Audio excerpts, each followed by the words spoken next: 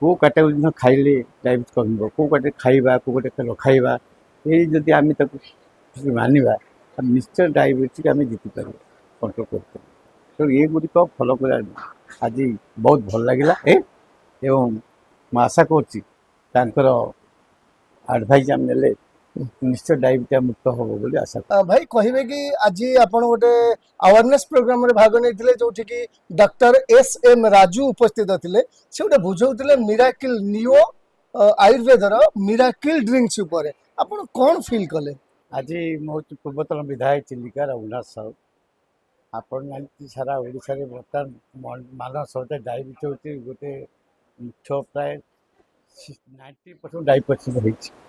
ତେଣୁ ସେ ହେଉଛି ଆପଣ ଦେଖି ଷଣ୍ଢ ସବୁ ରୋଗକୁ ସେ ଇନଭାଇଟ୍ କରିବ।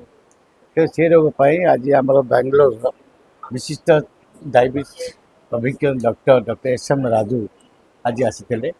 ଆମର IT କମ୍ପ୍ୟୁଟର ଲ୍ୟାବ୍ରେ ଆମର ସନ୍ତୋଷ ସାହୁଙ୍କର ଉଦ୍ୟମରେ ଆଜି ଗୋଟେ ସମ୍ମିଳନୀ ହେଉଥିଲା, ଯେଉଁଟାକି ଡାଇବେଟିସ୍ ବିଷୟରେ କ'ଣ ହେବ, କ'ଣ ନିରାକରଣ ହେବ, S.M. ରାଜୁ ପ୍ରାଞ୍ଜଳ ଭାବେ ବୁଝେଇଲେ। ଯଦି ପ୍ରତି ଖାଇବା ଉପରେ କରନ୍ତୁ, ପ୍ରତିଟି ନିଜର କର୍ତ୍ତବ୍ୟ ଉପରେ କରନ୍ତୁ, ପ୍ରତ୍ୟେକ ଡାଇବେଟିସ୍ ଫିଜିକାଲି କଣ୍ଟ୍ରୋଲ୍ ହେବ, ଆର୍ଟିଫିସିଆଲ୍ କଣ୍ଟ୍ରୋଲ୍ ନୁହେଁ, ଫିଜିକାଲି କଣ୍ଟ୍ରୋଲ୍ କରିବା ପାଇଁ ସେ ଜାଣି ଦେଲେ, ଯେଉଁଟାକି ଆମକୁ ବହୁତ ଭଲ ଲାଗିଲା। ଆମେ ଦେଖିବା ଯଦି ତାର ସେ କଥା ଆମେ ଅନୁସରଣ କରିବା ଆମେ ନିଶ୍ଚୟ ଡାଇବେଟିସ୍ ମୁକ୍ତି ପାଇବା ଏବଂ ଆମ ଦେହ ସବୁବେଳେ ସୁସ୍ଥ ସବଳ ରହିବ, ଡାଇବେଟିସ୍ ମୁକ୍ତ ହେବ।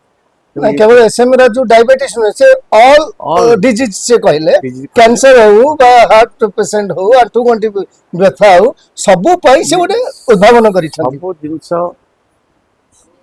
ଫୁଡ୍ସ ଉପରେ ଡିପେଣ୍ଡ କରେ। ଖାଇବା କେଉଁ କାଟାଗୋରୀ ଜିନିଷ ଖାଇଲେ ଡାଇବେଟିସ୍ କମିବ, କେଉଁ କାଟେ ଖାଇବା କେଉଁ କାଟେ ନ ଖାଇବା, ଏଇ ଯଦି ଆମେ ତାକୁ ମାନିବା ତାହେଲେ ନିଶ୍ଚୟ ଡାଇବେଟିସ୍ ଆମେ ଜିତିପାରିବା, କଣ୍ଟ୍ରୋଲ୍ କରିପାରିବା। ତେଣୁ ଏଗୁଡ଼ିକ ଫଲୋ କରିବା ଆଜି ବହୁତ ଭଲ ଲାଗିଲା ଏବଂ ମୁଁ ଆଶା କରୁଛି ତାଙ୍କର ଆଡ଼ଭାଇସ୍ ଆମେ ନେଲେ ନିଶ୍ଚୟ ଡାଇବେଟିସ୍ ମୁକ୍ତ ହେବ ବୋଲି ଆଶା କରୁଛି।